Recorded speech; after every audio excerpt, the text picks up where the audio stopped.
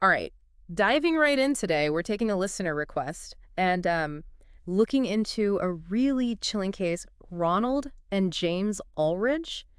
Back in the 80s, those names, they were the stuff of nightmares in Fort Worth, Texas. Yeah, their crimes, definitely brutal.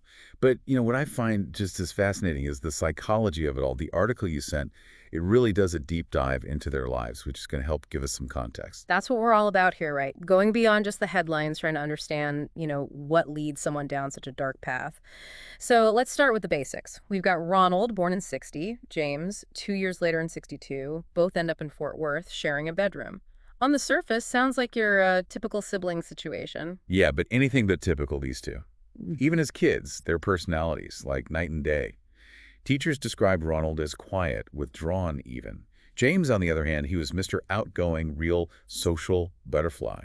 Makes you wonder, right, did these early differences, did they kind of foreshadow the paths they'd eventually choose? It really does. What are your thoughts on that? How much of who we are is like set from the beginning versus shaped by, what we go through in life? It's the age-old question, isn't it? Nature versus nurture. And the answer is almost always, well, a bit of both. But in Ronald's case, you start seeing some red flags pretty early. 15 years old, he robs a department store, not just shoplifting candy bars here. He's taking watches, guns, ammunition. Not your typical teenage rebellion. And it escalates from there, doesn't it? I mean, Yeah, he yeah. brings one of those stolen guns to school, starts showing it off, even talks about wanting to shoot someone. That's not just teenage angst, right? That Yeah. feels way more serious. Yeah, no, he was clearly troubled. And then in 1976, he actually does it. Shoots two 15-year-old classmates. One of them, Lorenzo Nealand, doesn't survive.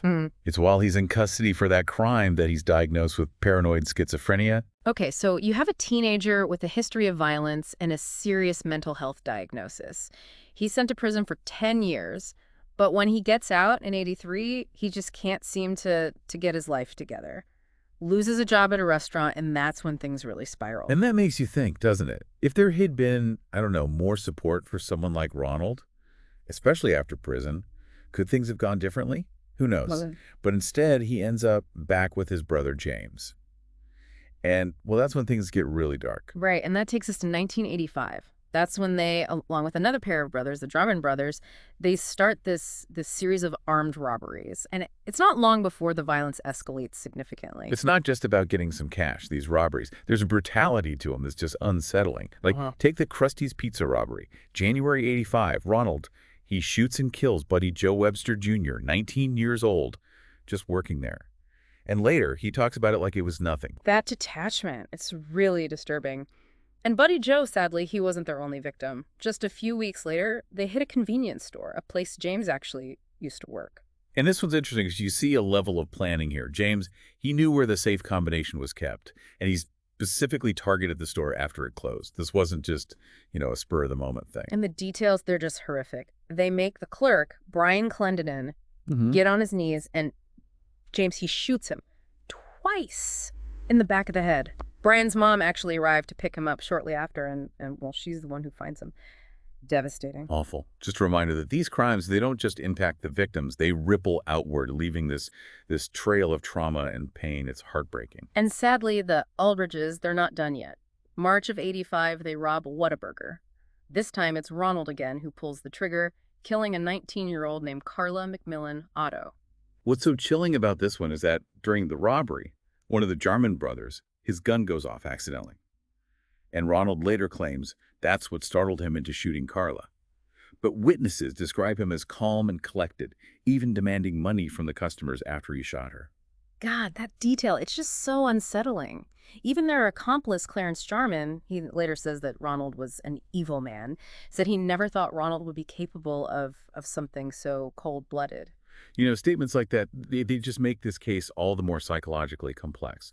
We're left wondering, what was the dynamic between these brothers? What role, if any, did Ronald's mental illness actually play?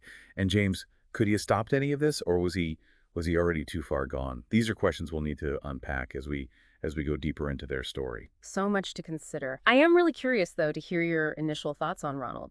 Do you think his violence, was it a direct result of his mental illness, or was there something else at play? It's hard to say definitively at this point, but it is important to remember that violence, it's not a symptom of paranoid schizophrenia.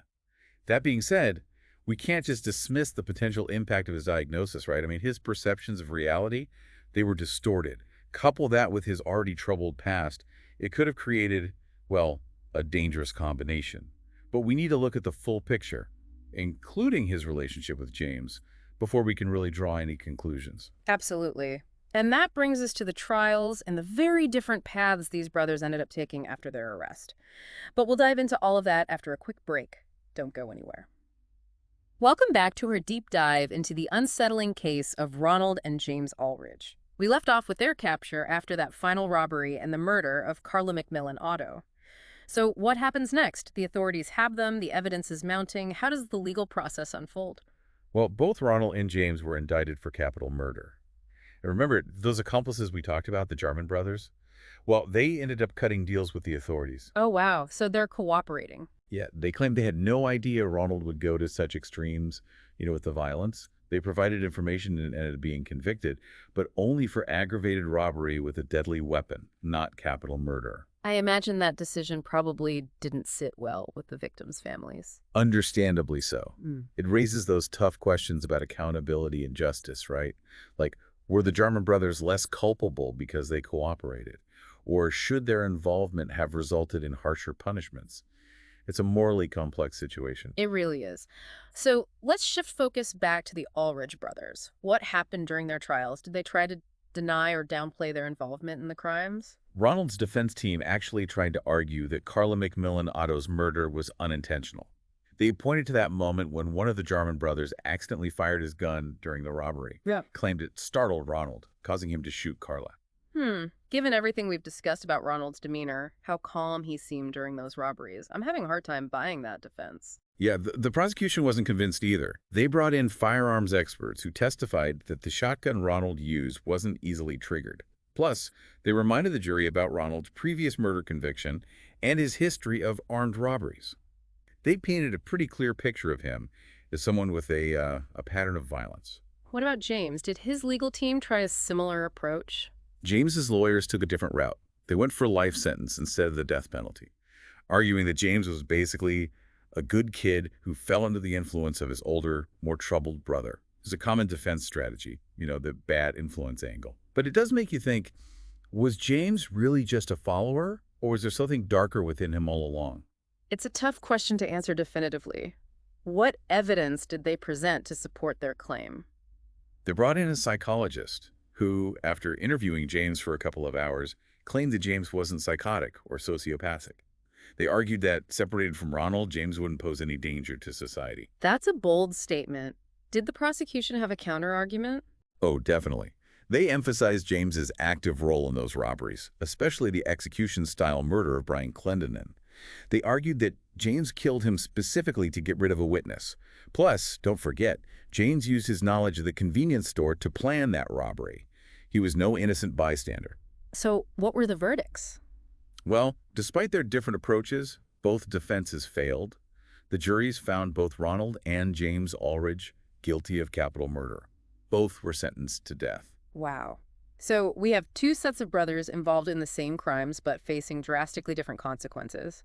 The Allridge brothers on death row and the Jarman brothers serving significantly shorter sentences for their roles in the robberies. It really highlights the complexities of our justice system, doesn't it? Trying to weigh individual culpability and determine appropriate punishments is never easy. It leaves us with a lot of unanswered questions. Were the Jarman brothers truly less responsible, or did they just get lucky by cooperating? So after the trials, how did Ronald and James handle their fates? Their responses were quite different. Ronald, he focused all his energy on appeals, trying every legal avenue to overturn his sentence. James, on the other hand, he turned to art as a way to cope, to express himself. He actually started painting, and his work, believe it or not, gained some notoriety. He even sold some of his pieces online. That's fascinating. I wonder, was it genuine remorse, expressed through art, or was it just a coping mechanism, a way to find some meaning in a pretty hopeless situation? That's the million-dollar question, isn't it? We may never truly know what motivated him. But it does raise another ethical question, which is it right for someone convicted of such heinous crimes to profit from their art? Should the victims' families have a say in that? It's a complex issue with no easy answers. It really speaks to the lasting impact of these crimes, doesn't it? Even years later, the Allridge brothers' actions continue to generate debate and ethical dilemmas. It's a story that forces us to confront those difficult questions about justice, accountability, and the potential for rehabilitation, even in the face of unimaginable evil. So many layers to unpack. And on that note, let's take a short break. When we return, we'll delve into those final years and the enduring legacy of these crimes. Stay tuned. All right, we're back for the final chapter in our exploration of the Allridge brothers. Last we left off, Ronald was fighting his sentence while James had turned to art, even selling some of his paintings online. What was the ultimate outcome for Ronald? Well, despite his efforts, Ronald's appeals were unsuccessful. In June of 1995, he was executed by lethal injection at the Huntsville unit in Texas.